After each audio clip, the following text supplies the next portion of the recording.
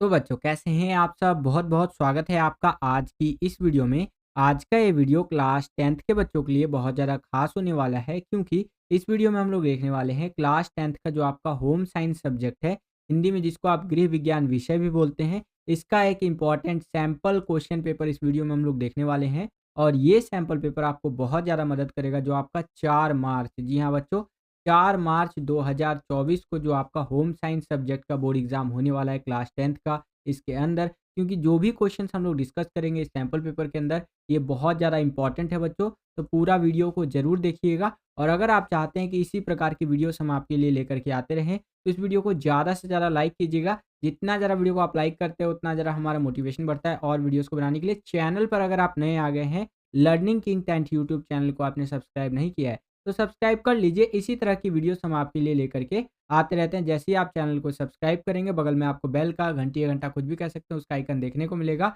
उसको प्रेस करके ऑल पे क्लिक कर दीजिएगा, जिससे कि जो भी हम नया वीडियो अपलोड करें, उसका नोटिफ़िकेशन सबसे पहले आपके फ़ोन पर आ जाया करे और आपकी जो तैयारी है एग्ज़ाम्स के लिए, वो और भी बेहतर से बेहतर तरीके से हो सके। चलिए हम अपने वीडियो को शुरू करते हैं बच्चों। तो क्लास 10th है, हमारा सब्जेक्ट है होम साइंस, जिसका सब्जेक्ट कोड रहेगा आपका 064 064 और हिंदी में जिसको गृह विज्ञान विषय भी बोलते हैं।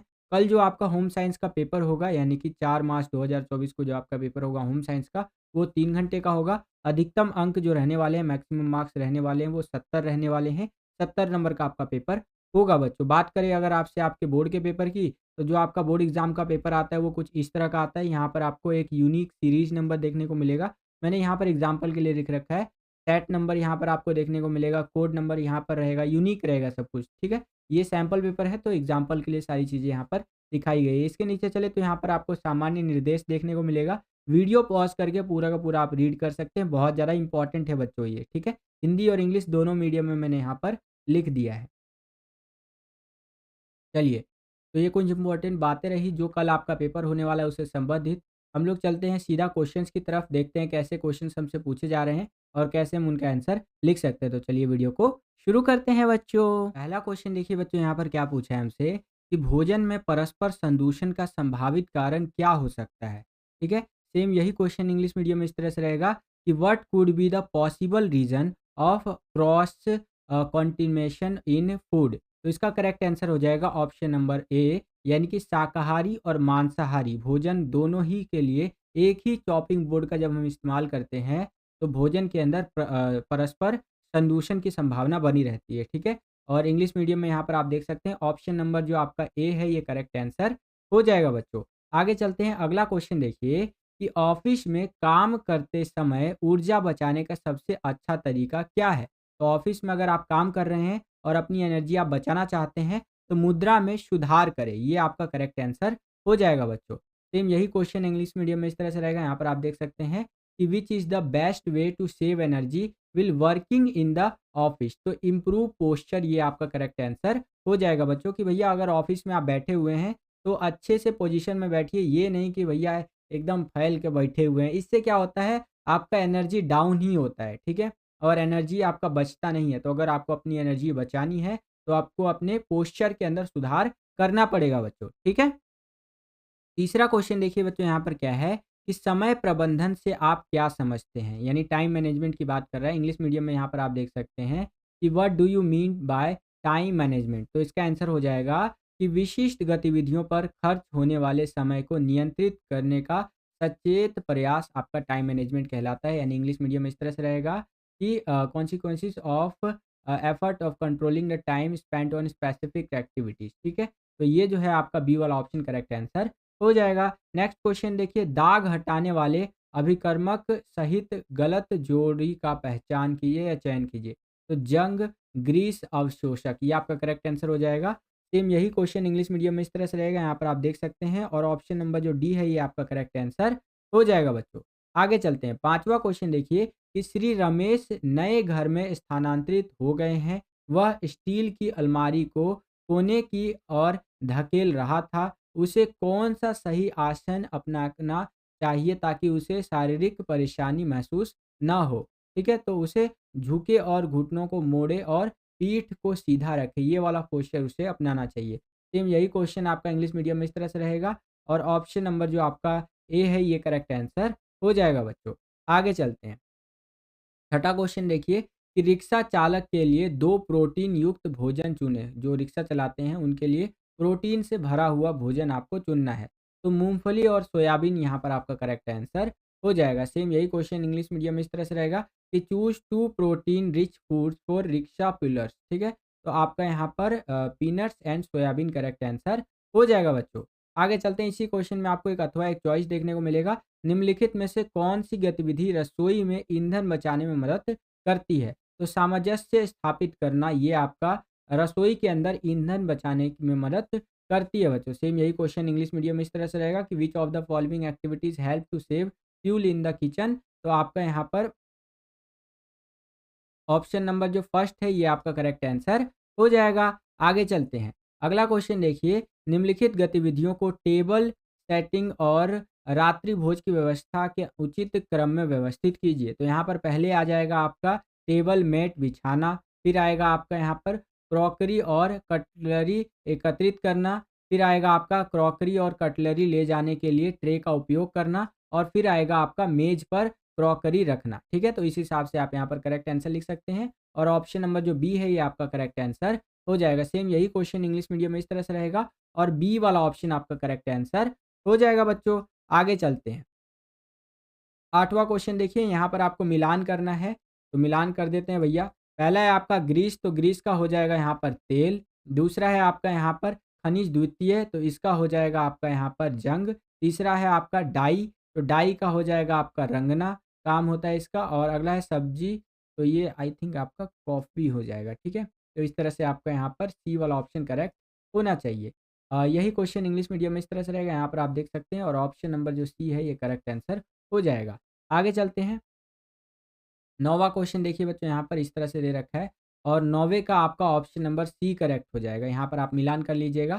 सेम यही क्वेश्चन आपका इंग्लिश मीडियम में इस तरह से रहेगा, यहाँ पर आप देख सकते हैं, और सी वाला ऑप्शन आपका करेक्ट आंसर हो जाएगा बच्चों। आगे चलते हैं। 10वां क्वेश्चन देखिए, पैकेज जूस का चयन करते समय किन 2 बातों पर विचार करना चाहिए? तो जंग रोधी पैकिंग होना चाहिए, साथ ही साथ मानकीकृत चिन्ह होना चाहिए उस पर। तो इस हिसाब से बी वाला ऑप्शन आपका करेक्ट आंसर हो जाएगा। सेम यही क्वेश्चन इंग्लिश मीडियम में इस तरह से रहेगा कि what 2 points to be considered while selecting packaged juice? तो हो जाएगा आपका यहाँ पर रस्ट प्रूफ पैकिंग होना चाहिए, और स्टैंडर्डाइज्ड मार्क होना चाहिए। तो यहाँ पर आपका जो ऑप्शन नंबर बी है ये करेक्ट आंसर हो जाएगा। आगे चलते हैं। 11वां क्वेश्चन देखिए, भोजन में विविधता किन 2 तरीकों से लाई जा सकती है? तो आपका खाना पकाने के लिए विभिन्न तरीके अपना करके, और विभिन्न खाद्य समूहों का उपयोग करके यहाँ पर हम भोजन के अंदर विविधता ला सकते हैं। तो ऑप्शन नंबर जो ए है ये आपका करेक्ट आंसर हो जाएगा। सेम यही क्वेश्चन इंग्लिश मीडियम में इस तरह से रहेगा, यहाँ पर आप देख सकते हैं, और ऑप्शन नंबर जो ए है बच्चों ये आपका करेक्ट आंसर हो जाएगा। आगे चलते हैं। यहाँ पर 12वां क्वेश्चन देखिए, अभिकथन और कारण वाला क्वेश्चन है। तो अभिकथन क्या कह रहा है? जो भोजन स्वास्थ्य के लिए हानिकारक है उसे निम्न मानक कहा जाता है। और कारण क्या है कि उपभोक्ता वह व्यक्ति है जो अपनी ज़रूरतों को पूरा करने के लिए वस्तुएँ खरीदता है और सेवाओं का लाभ उठाता है। तो यहाँ पर आपका डी वाला ऑप्शन करेक्ट हो जाएगा कि ए असत्य है, लेकिन आर जो है बच्चों वो सत्य है। ठीक है? सेम यही क्वेश्चन आपका इंग्लिश मीडियम में इस तरह से रहेगा। यहाँ पर आप देख सकते हैं, वीडियो को पॉज़ करके रीड भी कर सकते हैं। और डी वाला ऑप्शन आपका करेक्ट हो जाएगा, A is false but R is true. ठीक है? चलिए। 13वां क्वेश्चन देखिए, यहाँ पर इस तरह से आपका अभिकथन और कारण वाला ही है। यहाँ पर अभिकथन कह रहा है कि खराब होने वाले भोजन को खरीदते ही तुरंत प्रशीतित किया जाना चाहिए। और कारण कह रहा है कि रेफ्रिजरेटर में किसी भी तरह का रिसाव तुरंत साफ किया जाना चाहिए। तो यहाँ पर बी वाला ऑप्शन करेक्ट हो जाएगा। ए और आर दोनों सत्य है, लेकिन आर ए की सही व्याख्या नहीं है बच्चों। तो ये बी वाला जो ऑप्शन है ये आपका करेक्ट आंसर हो जाएगा। सेम यही क्वेश्चन आपका इंग्लिश मीडियम में इस तरह से रहेगा, यहाँ पर आप देख सकते हैं, और ऑप्शन नंबर जो बी है ये आपका करेक्ट आंसर हो जाएगा बच्चों। आगे चलते हैं। अब हम लोग आ गए हैं केस स्टडी बेस्ड क्वेश्चंस के अंदर, जो कि 14 से लेकर के 18 तक पूछे जाएंगे। तो यहाँ पर देखिए केस स्टडी इस तरह से दे रखा है कि बचपन मानव जीवन की शेषावस्था और किशोरावस्था के बीच की अवधि होती है, जो 2 से 11 वर्ष की आयु तक चलती है। यह उल्लेखनीय वृद्धि और विकास का समय है। विभिन्न क्षेत्रों में वृद्धि और विकास होता है। देखिए बचपन जो होता है ना, उसके अंदर आपका पूरा बॉडी का डेवलपमेंट देखने को मिलता है, खास करके 2 साल से लेकर के 11 साल तक। जो बच्चे की विभिन्न आवश्यकताओं की पहचान करने में मदद करता है। तो इस तरह से आपका बचपन को लेकर के ये केस स्टडी दिया गया है। अब देखिए क्वेश्चन क्या बन गया हमारा कि निम्नलिखित में से कौन-सा आपके भाई जो नर्सरी कक्षा में पढ़ रहा है, के भाषा के विकास की विशेषता नहीं है। तो आपका ध्वन्यात्मकता से अवगत करना ये आपका यहाँ पर करेक्ट आंसर हो जाएगा। सेम यही आपका केस स्टडी बेस्ड क्वेश्चन इस तरह से रहेगा, यहाँ पर आप देख सकते हैं और आपका सी वाला ऑप्शन करेक्ट आंसर हो जाएगा बच्चों। चलिए, आगे चलते हैं। अब हम लोग आ गए हैं 15वें क्वेश्चन के अंदर, यहाँ पर आपको मिलान करना है, तो चलिए मिलान कर देते हैं। पहला है आपका 2, तो 2 का हो जाएगा आपका यहाँ पर हॉप्स, ठीक है। दूसरा है आपका यहाँ पर 6, ये आयु दे रखा है वर्ष के अंदर और ये विशेषताएँ दे रखा है विकास का, ठीक है। तो यहाँ पर 6 का हो जाएगा आपका यहाँ पर लेंस बाँधे, फिर है आपका यहाँ पर 8 वर्ष, तो इसका हो जाएगा आपका यहाँ पर स्केट और अगला है 11 वर्ष, तो ये हो जाएगा आपका बाधा दौड़ कूदे, ठीक है? इस तरह से आपका हो जाएगा। तो ऑप्शन नंबर जो ए है ये आपका करेक्ट आंसर हो जाएगा बच्चों। सेम यही क्वेश्चन इंग्लिश मीडियम में इस तरह से रहेगा, यहाँ पर आप देख सकते हैं और ऑप्शन नंबर जो ए है ये आपका करेक्ट आंसर हो जाएगा। इसके आगे चले तो 16वां क्वेश्चन कुछ इस तरह से है कि सामाजिक विकास का सही युग्म कौन-सा है? तो समूह गतिविधियों का आनंद ले मध्य बचपन, ये आपका सामाजिक विकास का सही युग्म है बच्चों, ठीक है? सेम यही क्वेश्चन इंग्लिश मीडियम में इस तरह से रहेगा और ऑप्शन नंबर जो सी है enjoy group activities middle childhood, ये आपका करेक्ट आंसर हो जाएगा। आगे चलते हैं, 17वां क्वेश्चन देखिए, किस उम्र में बच्चा तार्किक रूप से सोचने में सक्षम होता है? इंग्लिश मीडियम में इस तरह से रहेगा कि at what age child is able to think logically, तो आपका यहाँ पर जो करेक्ट आंसर हो जाएगा वो हो जाएगा 10। 10 साल की जो उम्र होती है बच्चों, 10 ईयर की जो एज होती है, इसके अंदर जो बच्चा होता है ये लॉजिकली सोचने लगता है, ठीक है? इसी में आपको एक अथवा दे दिया है, एक चॉइस दे दिया है, यहाँ पर आप देख सकते हैं कि अगर आपको ऊपर वाला क्वेश्चन नहीं आता है, तो नीचे वाला ये जो क्वेश्चन है, इसको आप अटेम्प्ट कर सकते हैं। इसके अथवा में, इसके चॉइस में देखिए क्या क्वेश्चन है कि किस उम्र में बच्चे के पैर लंबे हो जाते हैं? तो 9 वर्ष की उम्र में बच्चे के पैर जो होते हैं, वो लंबे हो जाते हैं। सेम यही क्वेश्चन इंग्लिश मीडियम में इस तरह से रहेगा कि at what age child's feet become longer, तो 9 ईयर्स आपका करेक्ट आंसर हो जाएगा बच्चों।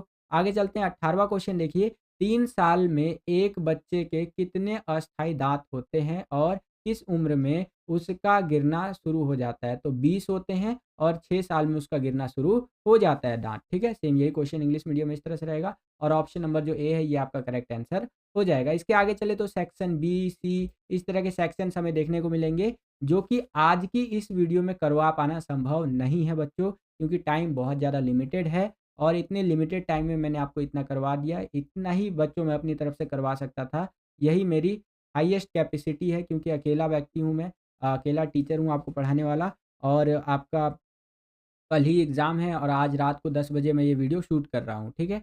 तो आशा करता हूँ कि आपको समझ में आया होगा। बाकी आप सीबीएसई का सैंपल पेपर डाउनलोड करके वहाँ से रीड कर सकते हैं चीज़ों को। जितना मेरे से हो पाया मैंने आपको करवा दिया बच्चों। आज की इस वीडियो के लिए इतना ही। अगर आपको ये वीडियो पसंद आया है तो ज़्यादा से ज़्यादा लाइक कीजिएगा। इसी तरह के और सैंपल पेपर वाले वीडियो हम लाते रहते हैं, तो चैनल को सब्सक्राइब भी कर लीजिएगा। जैसे ही आप चैनल को सब्सक्राइब करेंगे, बगल में आपको बेल का घंटी या घंटा कुछ भी कह सकते हैं, उसका आइकन देखने को मिलेगा। उसको प्रेस करके ऑल पे क्लिक कर दीजिएगा, जिससे कि जो भी हम नया वीडियो अपलोड करें उसका नोटिफ़िकेशन सबसे पहले आपके फ़ोन पर आ जाया करे और आपकी जो तैयारी है एग्ज़ाम्स के लिए वो और भी बेहतर से बेहतर तरीके से हो सके। एक ख़ास बात और है, होम साइंस का मैं सैंपल पेपर सर्च कर रहा था यूट्यूब पे, तो किसी ने भी अपलोड नहीं कर रखा है। तो मैंने सोचा कि जो भी बच्चे होम साइंस का कल पेपर देने जा रहे हैं, उनको कहीं न कहीं अपने पेपर का पैटर्न समझने में कठिनाई तो आएगी ही, इसीलिए मैं अपलोड कर देता हूँ। तो मैंने अपलोड कर दिया। बाकी मैं एक बारी आपको पैटर्न दिखा देता हूँ। ये देखिए, सेक्शन बी के अंदर शॉर्ट आंसर टाइप के क्वेश्चन्स आपसे पूछे जाएँगे। वीडियो पॉज़ करके पूरा का पूरा पैटर्न आप देख सकते हैं। इस तरह के क्वेश्चन्स आपसे पूछे जाएँगे बच्चों, ठीक है? फिर सेक्शन सी आ जाता है आपका और यहाँ पर हमारा पेपर खत्म हो जाता है। तो आज की इस वीडियो के लिए इतना ही। मिलता हूँ आपसे अगली और एक्साइटिंग वीडियो में। तब तक के लिए खुश रहिए, खुश रखिए सभी को। जय हिंद, वंदे मातरम।